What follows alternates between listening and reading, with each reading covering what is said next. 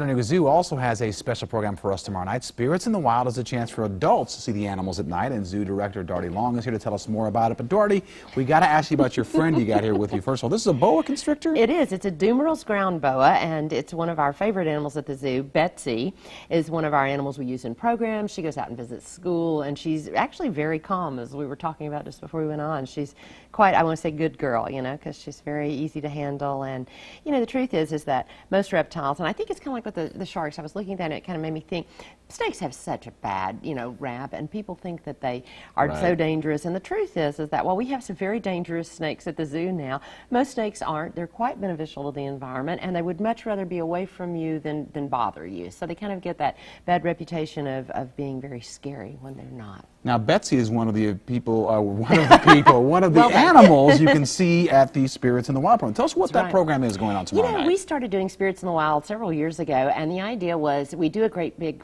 banana ball fundraiser, a more expensive one in the fall. But this was an idea to do something a little less expensive. It was a chance to wander through the zoo and sample some wines and spirits and, you know, just enjoy the zoo in the evening. I mean, it's such a hit to come to the zoo at night because everything's very different. The exhibits are lighted up for you. Some of the animals are more active because they're nocturnal.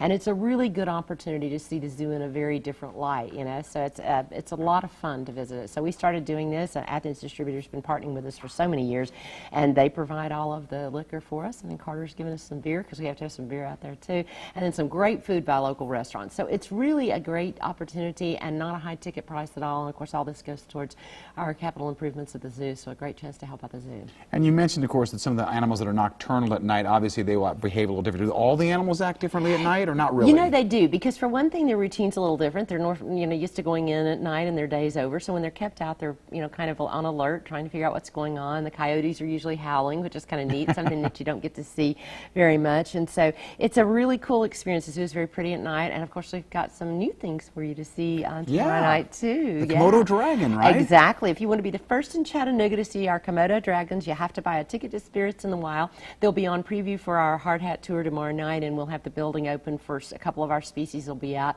and then it probably won't open for another 2 to 3 weeks to the public. So this is a great chance to get a behind-the-scenes peek at what's going on over there. Now, how close can people get to the Komodo dragons? Obviously, they'll be able to pet Betsy because she's very calm, but what about the dragons? Yeah, no, we won't be petting the dragons, as you know. None of that. And, you know, it's really interesting because for years they thought that the dragons really weren't truly venomous, but what they've actually discovered in the last few years is they do have some venom, so that's how they're able to take down prey, and, you know, they stalk it once they bite something. They're really interesting animals. But, you know, I have to say we're doing a photo, trying to take a photograph of a Komodo dragon, which, again, they're not the easiest animal in the world to work around, but really kind of cool, very alert and responsive, kind of different to a lot of reptiles. In fact, he was giving us a hard time and not wanting to move where he was supposed to, and playfully grabbed a cover that we had. So he was really kind of working like we're working around a mammal of some kind. So I'm really looking forward to our big guy. Is just an amazing. He's not fully grown yet by any means, but came to us from Prague as a part of the Species Survival Plan recommendation.